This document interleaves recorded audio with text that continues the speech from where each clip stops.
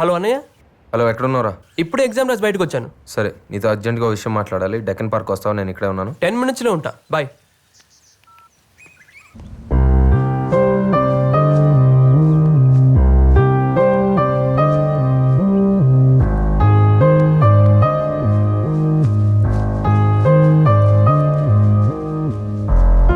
Late అయిందా? Sorry అన్నా. పర్లేదులేరా. ఇంతకీ ఎగ్జామ్స్ ఎలా రాసావు? నీ దేవల్ల బాగానే రాశానన్నా.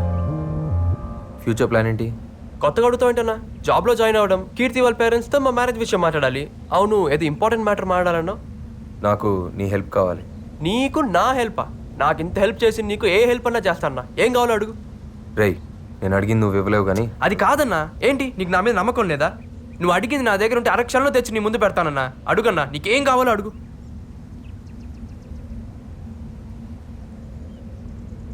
నీ లవర్ని ఇచ్చేరా. ఏమన్నావన్నా? నీ కీర్తిని నాకు ఇచ్చేరా. ఏం మాట్లాడుతున్నావన్నా? ఏది అడిగినా ఇచ్చేస్తా అన్నావు కదరా. నువ్వు ప్రేమించే కీర్తిని నాకు ఇచ్చే. ఏం మాట్లాడుతున్నావురా? నేను అడిగింది నీ దగ్గర ఉంటే అరక్షణంలో నా కాళ్ళ దగ్గర పెడతానన్నావు కదరా. కీర్తిని నాకు ఇవ్వు.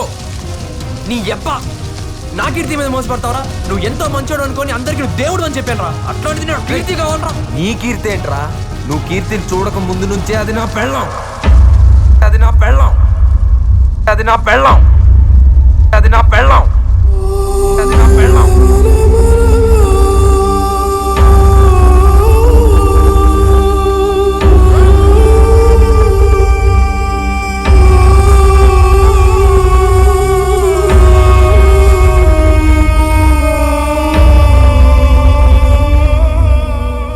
నా కీర్తి అంట, నా కీర్తి. నా పెళ్ళాన్ని పట్టుకో. నీ పెళ్ళం అయితే ఇదంతా ఎందుకు చేసావురా? చస్తానంటే నిన్ను బతికించి నీకో దారి చూపిద్దాం. నేనేమైపోతే నీకెందుకురా? ఎందుకురా నీకు నా మీద అంత ప్రేమ? నా ప్రేమ నీ మీద కాదురా, నీలో ఉన్న నా మీద.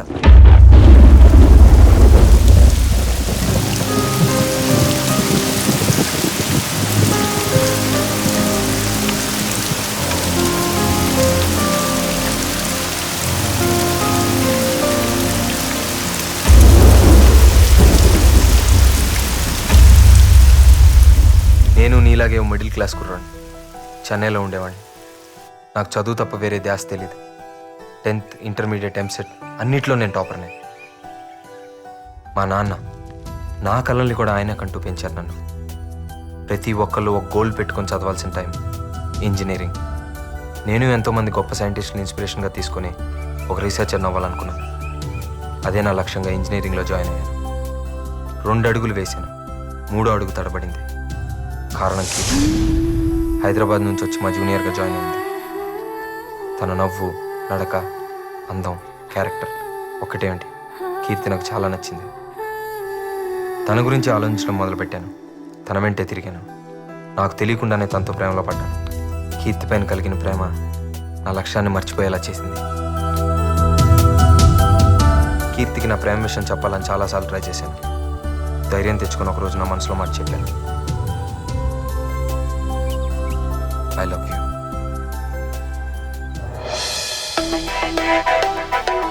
కీర్తి పాజిటివ్గా రియాక్ట్ అయింది. తను కూడా నన్ను ఇష్టపడుతుందని తెలిసిన ఆ క్షణం ప్రపంచాన్ని జయించినంత గర్వంగా అనిపించింది. తన ప్రేమలో నేను గడిపినంతకాలం మిగతా ప్రపంచం ఏమీ తెలియలేదు.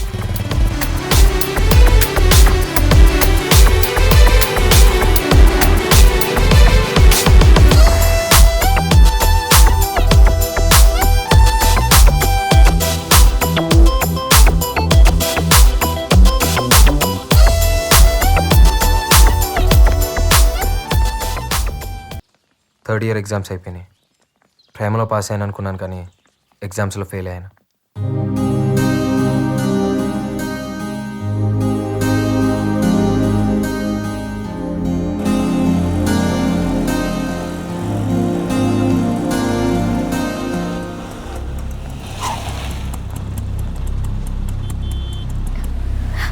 కార్తిక్, డాడీ.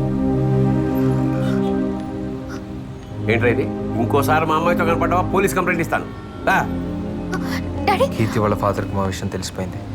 తను ఇమీడియట్గా హైదరాబాద్ తీసుకెళ్ళిపోయారు. ఈ కాలం ప్రేమల మీద నమ్మకం లేని ఆయన నా మీద కేసు పెట్టి అరెస్ట్ చేయించారు. ఎప్పుడు పోలీస్ స్టేషన్ గడప తొక్కని మా నాన్న నా కోసం స్టేషన్కి వచ్చి నన్ను విడిపించుకెళ్లాల్సి వచ్చింది. ఆ క్షణం ఆయన కళ్ళల్లోకి చూసే ధైర్యం లేకపోయింది. ఆ చూపు నేను ఎప్పటికీ మర్చిపోలేను.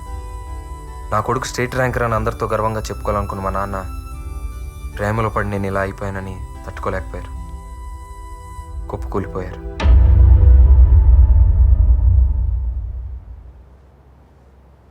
என்னங்க இது இவ்வளோ நேரம் தூங்கிட்டு இருக்கீங்க? எழுந்துருங்க. என்னங்க என்னங்க என்னங்க எழுந்துருங்க.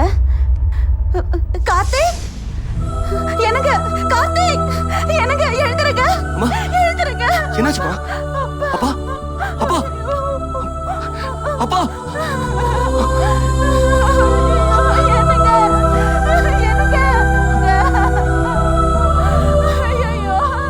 ఎగ్జామ్స్లో ఫెయిల్ అవ్వడం, కీర్తి దూరం అవడం, నాన్న చనిపోవడం, ఎక్కడో అజ్ఞాతంలో పడిపోయినట్లయింది.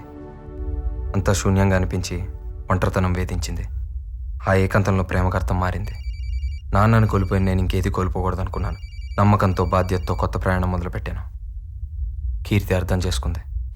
ఏంటో కార్తిక్, నాకు చాలా భయంగా ఉంది.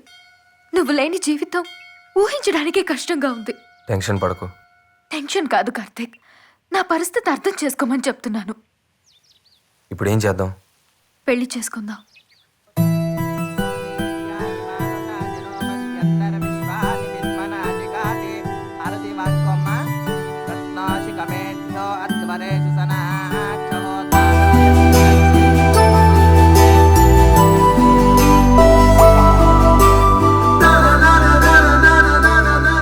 కానీ నాకు జాబ్ వచ్చి కెరీర్ సెటిల్ అయ్యేంత వరకు ఈ విషయం ఎవరికీ తెలియకూడదని నిర్ణయం తీసుకున్నాను. నేను జాబ్ కోసం బెంగళూరులో ట్రై చేస్తున్నప్పుడు నువ్వు కీర్తిని చూసావు. ఏంటి డల్గా ఉన్నావు? ఏమైంది? వాడెవడో తెలీదు కానీ నన్ను చాలా డిస్టర్బ్ చేస్తున్నాడు. నేను ఎక్కడికి వెళ్ళినా నా వెనకాలే వస్తూ లవ్ చేస్తున్నానని టార్చర్ చేస్తున్నాడు. అందమైన అమ్మాయిలకి కామన్ ప్రాబ్లమేగా. సరే వదిలే, చూద్దాం. అలా అంటావేంటి? ఈ పాటికి నేను మంచి జాబ్లో సెటిల్ అయ్యేదాన్ని. దాన్ని చెడగొట్టాడు. నాకు అసలు మనశ్శాంతి లేకుండా చేస్తున్నాడు. వాడిని ఏం చేయాలో తెలియడం లేదు. ఎవడాడు? అర్థమయ్యేలా చెప్తే ఎవరికైనా అర్థమైంది. ఆ సంగతి నాకు వదిలే. కీర్తిని డిస్టర్బ్ చేస్తున్నా నిన్ను కొడదామని నీ కాలేజ్కి వెళ్ళాను. హలో బాస్, ఇక్కడ నారాయణ అంటే ఎవరు? మీరెవరు బాస్? అతనితో నాకు కొంచెం పని ఉంది. తను ఈ మధ్య కాలేజీకి రావట్లేదే. మరి తను ఎక్కడున్నాడో తెలియాలంటే మేబీ వాళ్ళ నాన్న పనిచేసే వర్క్షాప్ దగ్గరికి వెళ్తే ఏమైనా ఇన్ఫర్మేషన్ దొరకవచ్చు. Okay, thanks. ఏమండి ప్రభాకర్ గారు ఉన్నారా? ఎక్కడుంటాడు? వాడి కొడుకు చేసిన మనసు గాయానికి గాయాలతో హాస్పిటల్లో బెడ్ మీద చావు బతుకుల్లో ఉన్నాడు. అంటే ఉంది, చదువుకోవడానికి కాలేజీకి పంపిస్తే ప్రేమే జీవితాన్ని తిరుగుతూ జీవితమే లేకుండా చేసుకుంటున్నాడు. నీ గురించి పూర్తిగా తెలుసుకున్నాక నీ విషయంలో ఏం చేయాలనుకుంటున్నానో కీర్తికి చెప్పాను. నేను చెప్పేది కొంచెం అర్థం చేసుకో కీర్తి. వాడి లైఫ్ స్పాయిల్ అయిపోతుంది. వాడు ఇన్నోసెంట్ ఫెలో. నువ్వు వాడికి బుద్ధి చెప్పడం మానేసి నా దగ్గరికి వచ్చి నన్ను కన్విన్స్ చేస్తావేంటి? కీర్తి, మన పెళ్లి గురించి, ప్రాబ్లమ్స్ గురించి అర్థం చేసుకున్నంత మెచ్యూరిటీ వాడికి లేదు. వాడి వయసు అలాంటిది. ఆ వయసు దాటే కదా మనం ఇక్కడికి వచ్చాం. మనమే వాడిని అర్థం చేసుకోవాలి. నువ్వు నా మాట విని నేను చెప్పినట్టు చేస్తేనే వాడి లైఫ్ బాగుపడుతుంది. లేదంటే వాడు చచ్చిపోతాడు. ఆల్రెడీ ఒకసారి సూసైడ్ అటెంప్ట్ కూడా చేసుకున్నాడు. You have to understand. ఆ రోజు నువ్వు ఉన్న పరిస్థితుల్లో నీకేం చెప్పినా అర్థమయ్యేది కాదురా. అందుకే కీర్తిని కన్విన్స్ చేశాను. మీ మొగుడు పిల్లలు ఆడి నాటకం చాలు. అయినా నువ్వు ఎన్ని కథలు చెప్పినా నాకు జీవితం కన్నా ప్రేమే ముఖ్యం. ఏంట్రా ఇంత చెప్పినా ప్రేమ ప్రేమ అంటున్నావు? ఏంట్రా నీ ప్రేమ? ఎక్కడో బస్ స్టాప్లో ఒక అమ్మాయిని చూసి ప్రేమించాలంటూ వెంటపడి విసిగించడమా? అమ్మాయి లైఫ్ ఏంటో, అమ్మాయి పరిస్థితులు ఏంటో ఏం అవసరం లేదా నీకు? తీరా అమ్మాయి నీ ప్రేమను ఒప్పుకోపోయేసరికి తిరిగి వాళ్ళ చావాలనుకున్నావు, అంతేగా? అదే కొంచెం ధైర్యం ఉంటుంటే ఆ అమ్మాయినే చంపేసేవాడు. ఇదేనా ప్రేమ అంటే? రే నారాయణ, ప్రేమ అంటే చంపడమో చావడమో కాదురా, అదో గొప్ప బాధ్యత. ప్రేమించావు, పెళ్లి చేసుకున్నావు, నా బాధ నీకే అర్థం అవుద్ది. ఎన్ని లెక్చర్లు అయినా ఇస్తావు. దీన్ని పాటించడానికి పిచ్చోర్లా నేను ఒకటి ఉన్నాను కదా. అది కాదురా, నన్ను చూడు. చదువుకోవాల్సిన టైంలో ప్రేమలో పడి కెరీర్ మొత్తం నాశనం చేసుకున్నాను. సెటిల్ అవ్వాల్సిన టైంలో ఇంకా స్ట్రగుల్ అవుతానే ఉన్నాను. నేను చేసిన తప్పే నువ్వు కూడా చేయకూడదనేరా ఇదంతా చేసింది. రే, నువ్వు ఎన్ని చెప్పినా ఎంత చెప్పినా ప్రేమ లేని జీవితం నాకు వేస్ట్.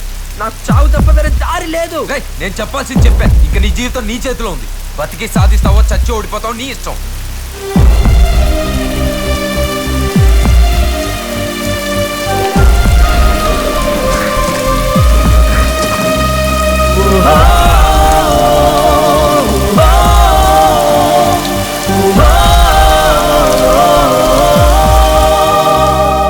కీర్తి ఎక్కడున్నావు? అర్జెంట్ కలవాలి.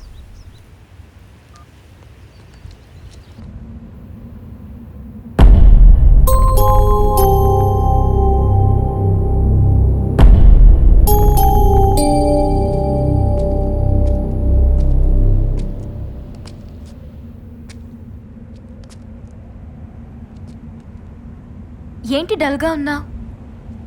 నారాయణకి మన రిలేషన్ గురించి చెప్పేశాను. బుద్ధుందా నీకు? అప్పుడు ఎందుకు చెప్పా? ఇంకెప్పుడు చెప్పాలి? ఎగ్జామ్స్ కూడా అయిపోయినాయి కదా. ఎగ్జామ్స్ అయ్యాయి కానీ ప్రాక్టికల్స్ ఉన్నాయి. అవి కంప్లీట్ చేయకపోయినా ఫెయిల్ అవుతాను తెలుసా? సరే, తెలుసో తెలియకో తెలియాల్సిందేగా చెప్పాను. అలా అయితే ఆ రోజే వాడిని వదిలేస్తే వాడు చచ్చేవాడు కదా. ఇంతకీ ఏమన్నాడు? వాడిలో ఏ మార్పు రాదు. మనం చేయాల్సిన దానికంటే చాలా ఎక్కువ చేసాం. ఇది కామన్ సెన్స్ ఉన్నోడికి ఎప్పటికన్నా అర్థం అవుతుంది.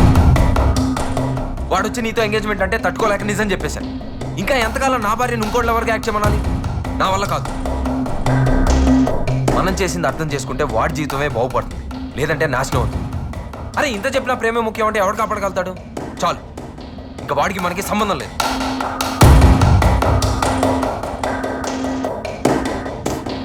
మనకే చాలా ప్రాబ్లమ్స్ ఉన్నాయి, ముందే సాల్వ్ చేసుకుందాం. వాడికి ఏమైనా అయితే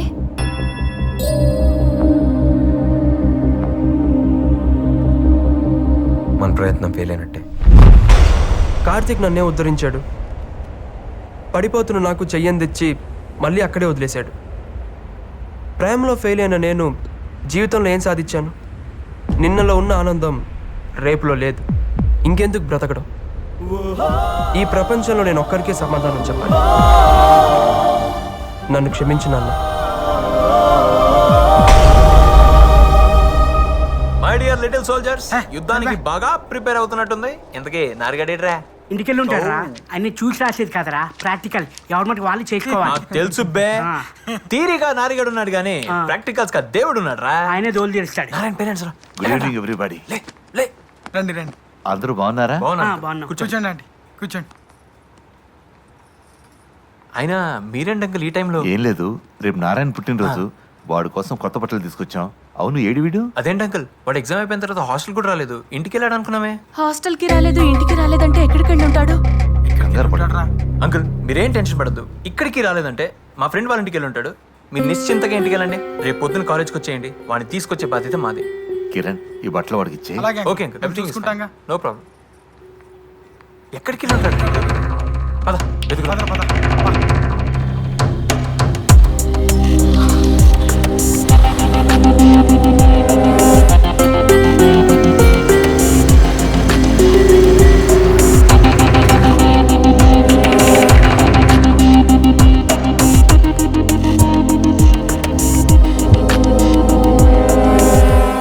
గ్రూప్ ఏంటి అక్కడ? నమస్కారం సార్. ప్రభాకర్ గారు నమస్తే. నమస్తే. ఏంటి ఇలా వచ్చారు? నిన్నటి నుంచి నారాయణ కనపడడం లేదండి. ఇవాళ వాడికి ఏదో పరీక్షలంట. అవును, ఇవాళ ప్రాక్టికల్స్. మీరంతా ఏంటి ఇక్కడ? ల్యాబ్కి వెళ్ళండి. ఏంటి సార్, ఎక్కడికి వెళ్ళి ఉంటాడు? అదే మాకు తెలియడం లేదండి. ప్రాక్టికల్స్కి రాకపోతే ప్రాబ్లమే. ఎక్కడికి వెళ్ళి ఉంటాడు?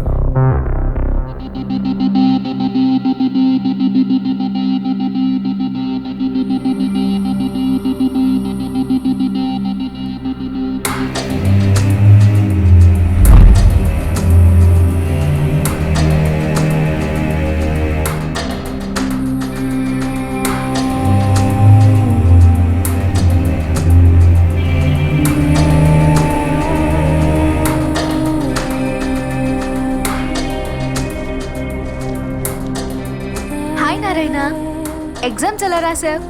నువ్వు ఈ లెటర్ చదివే సమయానికి నేను నీ దగ్గర లేనందుకు సారీ. నువ్వు నా వెంట తిరిగినప్పుడు, ఇబ్బంది పెట్టినప్పుడు, చివరికి ఆ రోజు నేను చచ్చిపో అన్నప్పుడు కూడా నీ ప్రవర్తనపై కోపం కలిగింది గాని నీ మీద కాదు.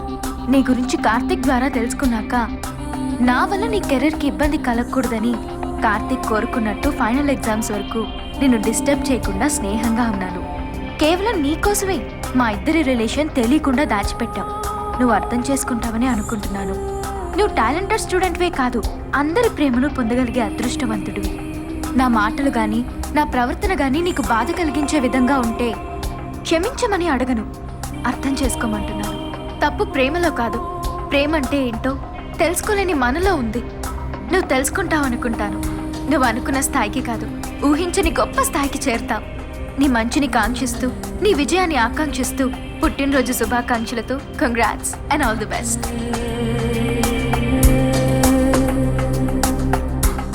ప్రేమ లేని జీవితం శూన్యంగా కనిపించి జీవితాన్నే చాలించాలనుకున్నాను. ఒక్క క్షణం కీర్తి కార్తీకుల త్యాగాన్ని గుర్తు తెచ్చుకున్నప్పుడు నా మీద నాకే అసహ్యం వేసింది. నా జీవితం బాగుండాలని వాళ్ళు ఆలోచించినంత గొప్పగా నేనెందుకు ఆలోచించలేకపోయాను? వాళ్ళ ప్రయత్నానికి అర్థం ఉండాలంటే నా లక్ష్యాన్ని నేను చేరుకోవాలి. వాళ్ళ ప్రేమ గొప్పది, చావాలనుకున్న నన్నే మంచిగా మార్చింది. కన్న వాళ్ళ ప్రేమ ఆశీస్సులతో ఇన్నాళ్ళు బ్రతికిన నేను కీర్తి లేకుండా బ్రతకలేనా? కీర్తి కార్తీకుల స్ఫూర్తితో ముందుకు వెళ్తాను.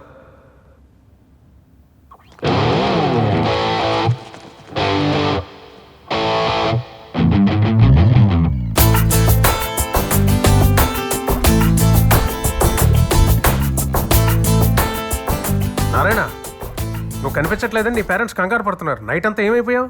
సార్ అది సరే, ప్రాక్టికల్స్ ఎలా చేసావు? బాగా చేశాను సార్. Final result? డెఫినెట్గా బ్యాచ్ టాపర్ నేనే సార్. ఐ నో వెళ్ళు, పేరెంట్స్ నీ కోసం కంగారు పడుతున్నారు. నారాయణ, ఏమిటి నాన్న అది?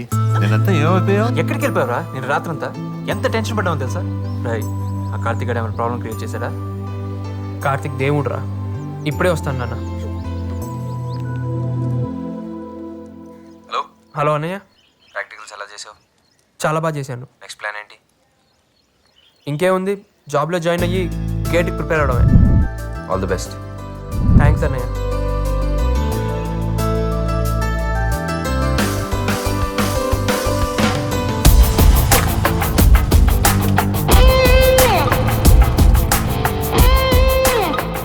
ఎందుకమ్మా బాధపడతావు? వచ్చేసాను కదా, పద ఇంటికి వెళ్దాం.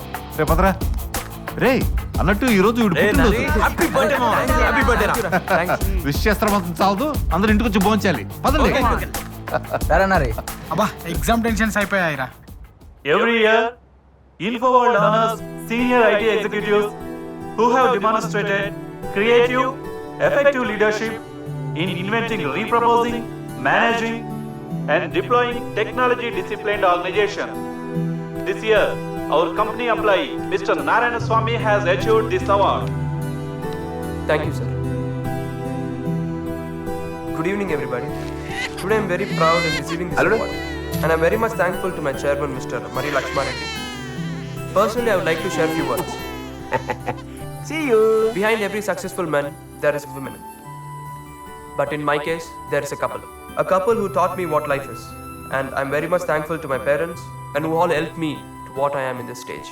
Thank you.